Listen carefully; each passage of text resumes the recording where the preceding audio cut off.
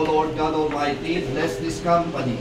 In it may there be health, chastity, victory over sin, strength, humility, goodness of heart, and gentleness, full observance of your will, and gratefulness to you, God the Father, the Son, and the Holy Spirit.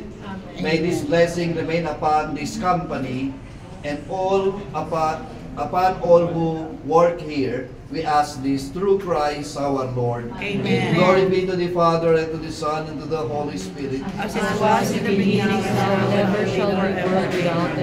Let us pray. The love of our Lord Jesus Christ bless this company and all who work in it. May the light of Christ shine upon it, and the fragrance of incense surround it like a wall. May holy water repel all evil spirit in the name of Jesus, and dispel terror to the powers of hell, but blessing to his loved ones.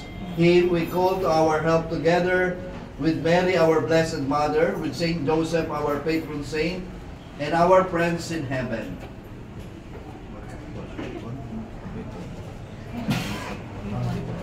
Doon po kayo sa looban.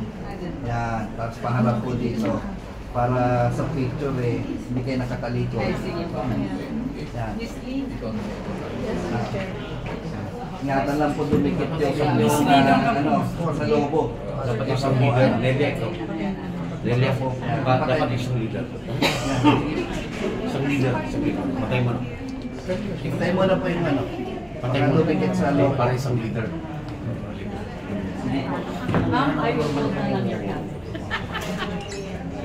Sige. Sige po. Oh, hindi 1, talaga. 2, 3.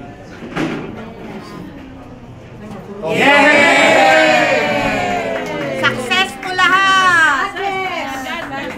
My dear friends, let us be grateful to God for this blessing. From now on, this company is dedicated to the Almighty, who will take care of it. Its protector is Christ, who for our sake became man, died on the cross for our sin, rose again from the dead on the third day, and went up to heaven, from where he will come again to judge the living and the dead. Henceforth, this company is marked forever with the victorious sign of the cross. May the good Lord keep in his love the family, the employee, the owner that works here, and call you who have come to join in this celebration. Our Father who art in heaven, hallowed be your name. Thy kingdom come, thy will be done on earth as it is in heaven. Give us this day our daily bread, and forgive us our trespasses, as we forgive those who trespass against us. And lead us not into temptation. Hail Mary, full of grace, the Lord is with thee. Blessed are you among women, and blessed the fruit of your womb, Jesus. Holy Mary, Mother of God, pray for us sinners, now and at the hour of our death. Amen. Glory be to the Father, to the Son, and to the Holy Spirit. As was in the beginning, now and ever shall be, world without end. Amen. Glory be to the Father. May room pa po, Father, sa likod. Mayroon pa daw sa